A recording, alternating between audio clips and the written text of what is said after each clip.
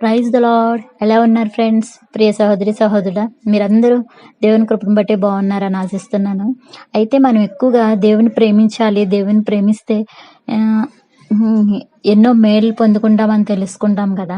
అయితే దేవుని ప్రేమిస్తే మనకు కలిగే మేలు ఏంటో ఈరోజు ఒక కొన్ని పాయింట్లు మీతో చెప్పాలని మీ ముందుకు వచ్చాను.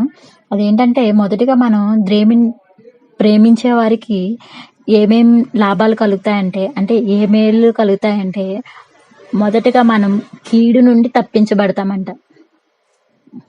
కీర్తనల గ్రంథం 91:14 వచనంలో ఉంటుంది, కీడు నుండి తప్పించబడతాం. అంటే రాబోయే కీడు నుంచి కానీ వచ్చిన కీడు నుంచి కూడా తప్పించబడతాం. రెండోదిగా దేవుని ప్రేమిస్తే ఎక్కువ ఉల్లసిస్తామంట, ఆనందిస్తాం, దేవునిలో ఆనందిస్తాం. కీర్తన 5:12 వచనం. మూడో పాయింట్ మనం చూస్తే, దేవుని ప్రేమించేవారు ఎక్కువ క్షమాగుణం కలిగి ఉంటాము. మన తప్పులను దేవుడు క్షమిస్తాడు. ఇంకా మనం కూడా ఇతరులను క్షమించబడతాము. అది మేలే కదండి. లూకా సువార్త 7:37-47 వరకు చదివితే అందులో క్లియర్గా కనిపిస్తుంది మనకి. నాలుగో పాయింట్గా దేవుని ప్రేమిస్తే కలిగే మేలు ఏంటంటే, దేవుడు ఆస్తికర్తలుగా చేస్తానని చెప్తున్నాడు. సామెతలు 8:21 వచనంలో ఉంటుంది.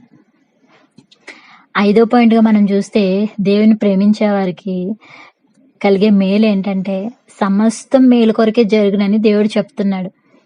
ఎక్కడ చెప్తున్నాడంటే, రోమపత్రిక 8:28 వచనంలో ఉంటుంది. అదేవిధంగా ఆరో పాయింట్గా మనం చూస్తే, దేవుని ప్రేమిస్తే కలిగే మేలు ఏంటంటే, దేవుని కృప పొందుకుంటామంట.